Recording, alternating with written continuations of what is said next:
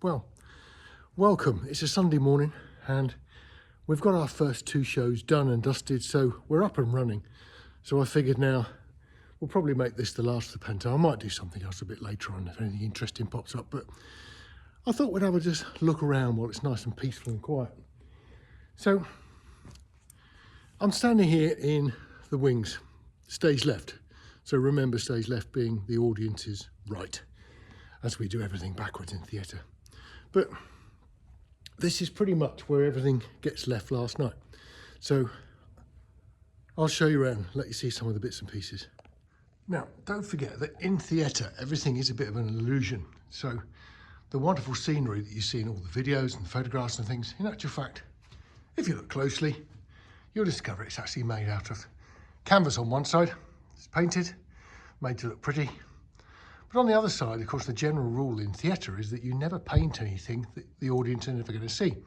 So we leave the back as just plain.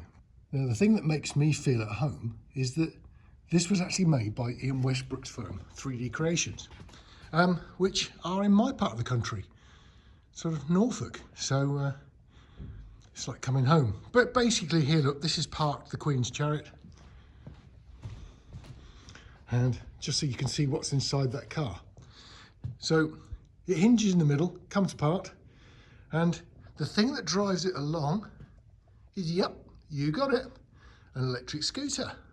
So that's a great idea because four wheels, nice and chunky, nice and heavy, and most of all, they're quite powerful. So charge them up, get them going, and then you drive a car across the stage using that. Now, at each side of the stage, we get a props table. So on this table, in these little sections, now this is basically thrown together at the moment. It was all neat and tidy before we start. And every single prop gets its own little special part on the thing, so you can easily see if something's missing. So, realistically, this is all for a spell. Lizard's arm, tongue, wasp sting, apple, and carefully discarded, we're using these things. Got a lot of these. Instead of cabled comms, we've now got wireless comms. And they're reasonably successful. I have to say, sometimes they get very close to their limit and start to break up and sound a bit nasty, and sometimes people can be very unclear. And being honest, cables are still better. So again, yet another one of those facilities panels that we've talked about in the past. Radio mic rack, all switched off, no power to anything at the moment. Everything gets killed at the end of the show. We power it up later when the crews come in. And that's the little gizmo that lets the comms work. This particular one belongs to Orbital, who supply the sound system here. Now, if we move across, this is the section where Patrick, our DSM, controls the show from. Essentially, we've got timers, which do use a couple of monitors, another monitor up the top. And he has actually a loudspeaker here, and he only has selected things through that. So what he gets through that are the cast radio mic vocals, the ones that are live on stage. He doesn't have the sound effects. He doesn't have some of the backing singers. He doesn't want that. He just wants the vocals so he can hear the words. And apart from talking to people through yet another set of comms, he can actually use cue lights that are distributed around the building. In the stage area, we've just got four. This one goes to the sound guy at the back. So Stu at the back has an identical section to this. Four is our flying system. So the people who are working the bit on the other side of the stage that lowers in one of the cast members on a motorised flying system, they've actually got some cue lights. And of course the MD in the pit, because the MD is trying to listen to music. He can't put a pair of headphones on and listen to people chatting. So he tends in the show to run off cue lights. A red one, a green one being the common ones. Over here, firing boxes for the pyros that we use. A little box of tricks here that does the flame effects. And all over the place, we appear to have things like dead snowmen. It's very sad when you just see them leaning up against the wall like that, isn't it? So, electric scooter, that's one of the gags. I've got to be really careful here because from now on, I'm in the area where we store some stuff that you can't see. Now, what I mean by that is that while here is a perfectly visible cottage, it's the Seven Dwarfs cottage. Hidden behind it is one of our special effects for the show. I can't show you that. We've got lots of very, very precise rules about what you can see in the special effects things, and I don't want to mess it up, of course, for the people who come to see the show. So, let's see. There you go, Snow White's table. Now, crazily, that is actually one of the finale costume inners. That hoop system is what's underneath the dress that the girls wear. And we've got 4 of the girls wearing these type of costumes. And realistically, they take up the entire stage width. So these dresses are wider than I am tall, which is completely ridiculous. And they take up so much space. We can go up here, and this is the section of the stage where at the end of the show, the people do their walk down. So they'll wander along here, and then when they get to the middle, and that there is where the audience are. So this is the walk down steps at the back. It all lights up, all DMX controlled. Now I'm standing here on the finale steps, right at the very back of the stage. Now, to stage folk, the back of the stage, the furthest from the audience, of course, is for us, is upstage. Because years ago, of course, they used to go up a very slight incline, so up. This is the rear of all the portals that we have. And of course, they light up from the audience side. Now, on this side, we also hide other bits of kit. Now, for those who are interested, keep sending me little messages saying, let's see some of the tech. This little gizmo here is a DMX converter. Takes in DMX from our lighting control and then squirts out the power to the LEDs in this portal through that interface here. Nice, useful piece of kit. Now, everybody's using LEDs. There's quite a lot of nice kit that you can actually buy. Simple enough to work. It's powered by 16 amp connector at the bottom. That feeds this particular portal. And our lighting designer, Graham, is a great lover in booms. So we've actually got, instead of LEDs and all the normal modern flashy stuff, we've actually got in here some old-fashioned power cans, and he likes using those because they give a real punch to the side, and it does tend to make the cast pop out from the surroundings. So although we've got all this modern bright LED stuff everywhere, having some of these things, you know, traditional, but they really, really work, and they just give you a sort of sense that it's three-dimensional. And we're hiding a couple of loudspeakers behind there so the cast can hear what's going on. They can hear the band through there, because the band being under the pit mean that they're going through the PA as far as the audience is concerned. But of course the cast needs something to sing to, so that's what we're using these monitors here for. This beast here, or the big thing, is a glaciator, which basically is a smoke machine and a fridge in one box. So basically what it does a normal smoke machine function, and smoke, as you probably know, when it gets on stage, because of the sort of people moving about and the air moving, tends to waft everywhere. So that will fog a complete stage. So what we do with that, the glaciator chills the smoke, the cold smoke hugs the floor. Well, it should hug the floor, but basically as soon as people move through it, it swirls it about. So it looks very pretty at the start of a scene. The gizmo on top is a thing that we call a hazer. And there's another one on the other side of the stage. And all they do is put microscopic particles of smoke, like little sort of droplets of it in the air. And all it does is catch the lights. So without a haze machine, you don't see the beams from the light. You just see what the light lands on. So we fill the stage up with haze and you get those beautiful shafts of light. So it's not smoke, it really is haze. Source force sitting there at the bottom. And then as we go up, yep, more power cans. The floor this year is printed. We normally have painted floors, but with this particular one, because we've got all these amazing snow patterns, we've got swirls and things, so each one of these 8x4 sheets is actually printed. with a glaze on the top to make it pretty. We go across the other side. Look, another one of these glaciator machines. Another hazer on top, different types. So we've got the variety of 2 particle sizes, so we can have sort of a light haze or a more heavy haze if we want. The beast on the floor is one of the things that produces the flames. Now the thing with those things is that they've got like an exclusion zone around them, because they actually use gas canisters inside. And when you fire them off, you get this zoom of flame belches out the top. But you've got to basically keep a sort of 3-meter exclusion zone around them. So we had to move a lot of the dancers' choreography and put these things in places where we could sort of move it across to about here and fire it here, because clearly we don't want to set fire to anything over there. So the flame comes up, you feel the gush of heat that comes out of it, but all the cast by that stage are all around it. And the box, that grey box in the distance you can see, there's a red button on there. If any of the dancers get close, slam your hand onto the red button and it will prevent all of the stuff firing. So it's a sort of extra safety system.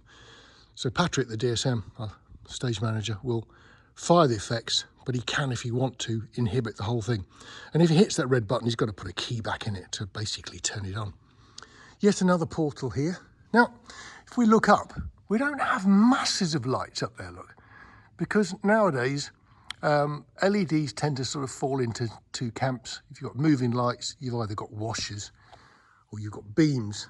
And with those 2, you can do practically anything. I mean, the beams can open up to sort of almost a good wash, and the LED washers can close down to quite a tight sort of beam. The only real difference is washers don't have hard edges, and of course the ones that are beam lights do.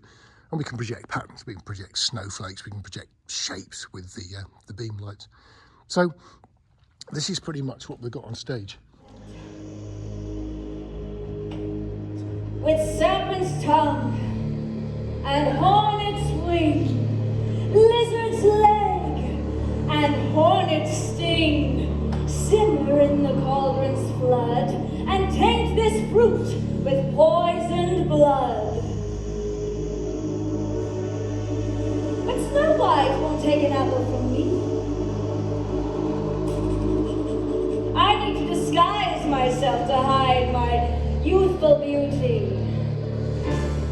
An aging crone, lined and wrinkled, with creaking bones and sagging skin.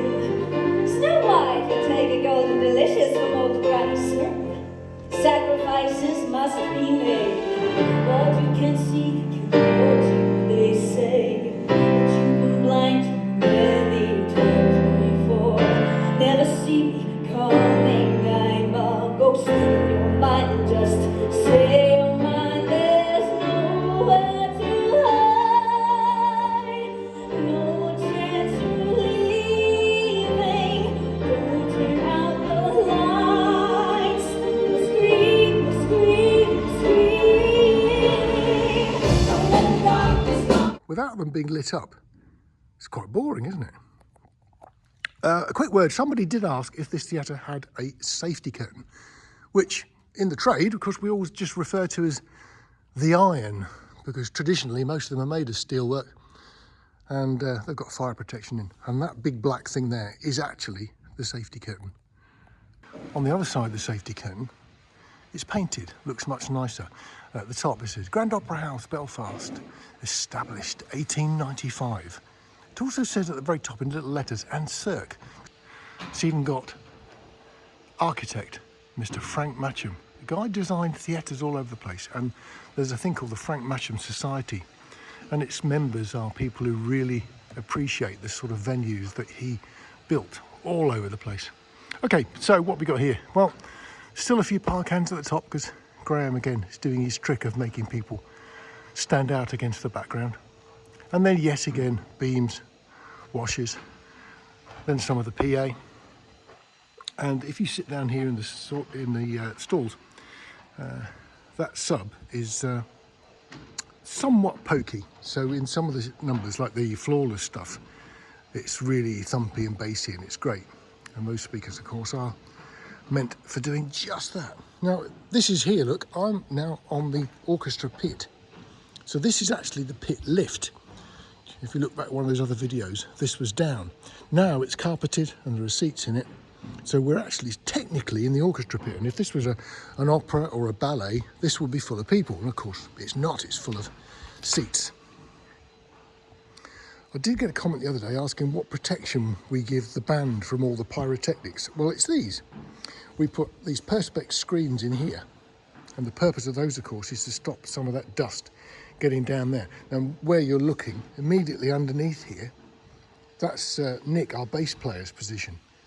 And you can imagine all the rubbish that comes from those pyrotechnics would actually land on him and his bass guitar. So, to be nice to him, we give him a bit of a screen. Coming along here. You might wonder, why has an MD got a microphone? Well, the musical director, Phil, sits here, and through this microphone here, his voice pops into the ears, because they all wear headphones. His voice pops into the headphones of all the people in the pit, so he can actually talk to them, which is a really neat idea.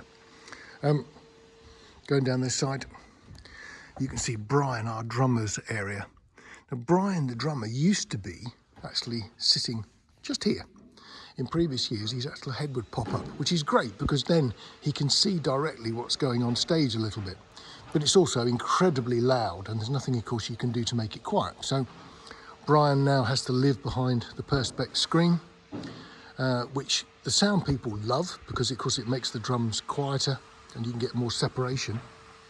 But, of course, I'm not sure how humane it is having to actually sit behind a piece of perspex like that. It seems very common now, but I think I'd rather see him sitting in the pit myself, but I do appreciate why other people certainly don't. Lots of people have mentioned about how gorgeous this auditorium is. It certainly is. But if you look very carefully, it's not symmetrical. Now, superficially, yeah, it looks exactly the same left to right, but look carefully. If you look up in the gods, the actual bit in the middle is offset to one side, and some of the supporting posts that the Victorians had to use, because sort of the engineering side of things was very different from modern day, and that actually works pretty well to actually make sure this 100-year-old plus building is still standing. But it's not symmetrical. The other interesting thing is, I think Frank Matcham designed this when he'd been on holiday to India, because if you look over here, yep, there are elephants. We've got sort of Buddha-style figures over here, and we've got elephants there. And if you look around the building, you'll find the elephants are hidden away all over the place. Even right up in the ceilings, we've actually got right up there. Amazing place.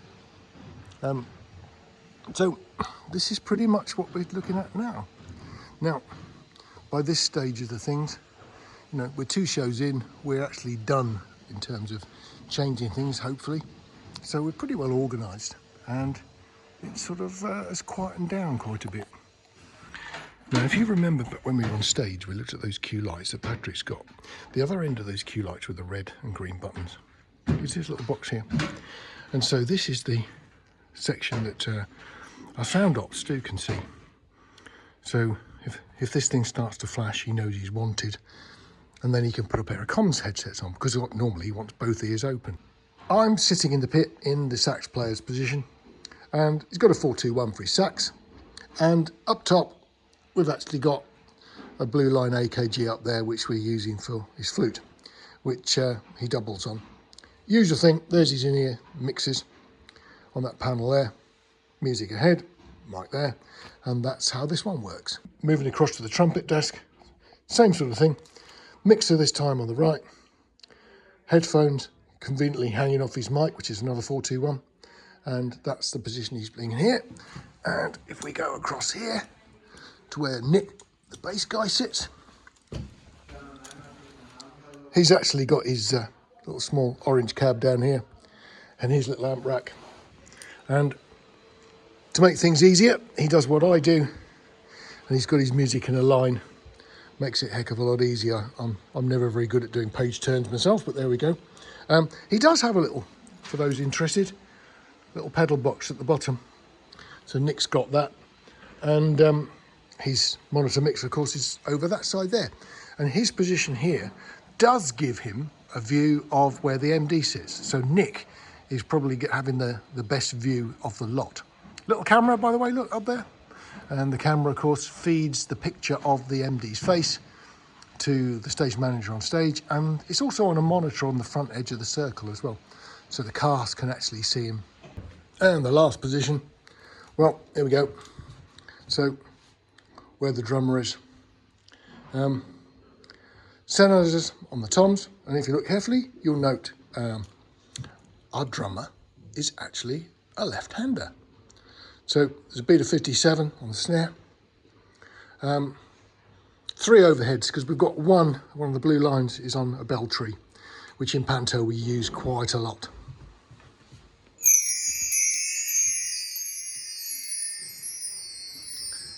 And that sort of completes the tour of the pit, really.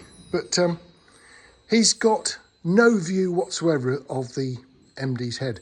We should actually have a separate monitor for him, but they're surviving at the moment on just one monitor because the other monitor we've got doesn't work and a new one hasn't arrived yet, so we're a bit stuck. The only other object we've got down here, of course, are these little screens, which, to be honest, don't do a great deal. But when you've got the trumpet blasting that away, having something to soak up a little bit of the energy is pretty good, really. So both the sax and the trumpet positions have got these acoustic screens in. It's really important nowadays because down here it can be quite loud, and we even actually have warning signs up the top.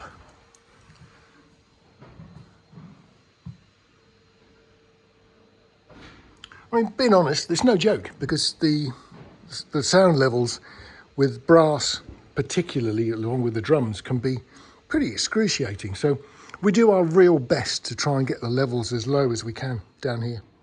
So there we go. I hope the little tour was useful. You've had a look round practically where everybody goes and all the things that go on backstage. And I think from now we've got 74 more shows to do. So I do get Christmas Day off, but 74 shows will take us into the middle of January, and then we can all go home.